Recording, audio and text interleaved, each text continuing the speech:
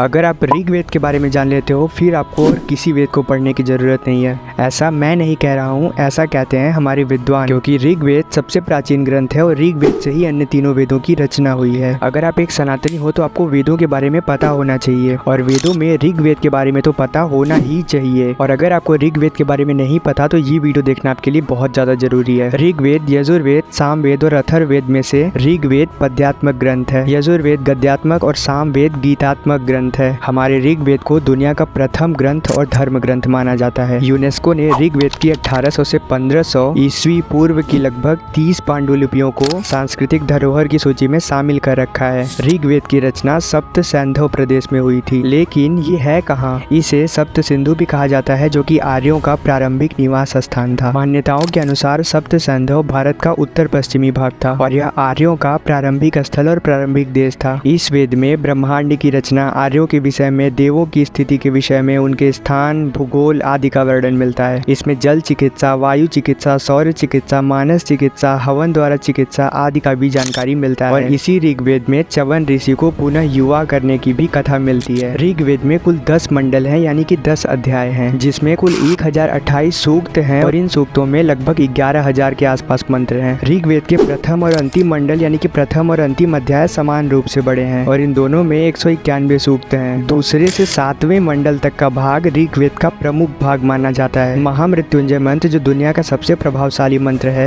वह ऋग्वेद के 7वें मंडल के 59वें सूक्त के 12वें श्लोक में वर्णित है। ऋग्वेद का जो पहला अध्याय है उसके रचयिता बहुत सारे लोग हैं, यानी कि बहुत सारे ऋषियों ने उसके पहले अध्याय को मिलकर रचा है। लेकिन ऋग्वेद का दूसरा अध्याय गृत्समय ने, तीसरे के विश्वामित्र, चतुर्थ के वामदेव, पंचम के अग्नि, षष्ठम के भरद्वाज, सप्तम के वशिष्ठ, अष्टम के कण्व व अंगिरा और नवम और दसम मंडल के भी अनेक ऋषि हुए हैं। 8वें और प्रथम मंडल के प्रारंभिक 50 सूक्तों में समानता है। ऋग्वेद के प्रथम मंडल में सोमदेव के विषय में, ऋग्वेद के तीसरे मंडल में गायत्री मंत्र की व्याख्या, ऋग्वेद के चौथे मंडल में कृषि संबंधी जानकारी दिया हुआ है, जिसमें इसका 24 बार उल्लेख किया गया है। 10वें मंडल में औषधि सूक्त यानी दवाओं का जिक्र मिलता है। इसमें औषधियों की संख्या 125 के लगभग बताई गई है, जो 107 स्थानों पर पाई जाती है और इन औषधियों में सोम का विशेष महत्व का वर्णन। ऋग्वेद में कई ऋषियों द्वारा रचित विभिन्न छंदों में 400 स्तुतियां हैं। ये स्तुति अग्नि, वायु, वरुण, इंद्र, विश्वदेव, मारुति, प्रजापति, सूर्य, उषा, पूषा, रुद्र, सविता आदि देवताओं को समर्पित है। ऋग्वेद की प्रमुख 5 शाखाएं हैं, जिनके नाम हैं साकल्प, वास्कल, अश्वलायन, संखायन, मांडुकायन और वैसे ऋग्वेद की 21 शाखाएं हैं, लेकिन ये 5 प्रमुख हैं। आयुर्वेद ऋग्वेद का ही उपवेद है, जिसके रचयिता धन्वंतरी हैं। वर्तमान में ऋग्वेद के 10 उपनिषद पाए जाते हैं, जिनके नाम हैं ऐतरेय, आत्मबोध, कौशिकी, मृदुल, निर्वाण, नाद बिंदु, अक्षमाया, त्रिपुरा,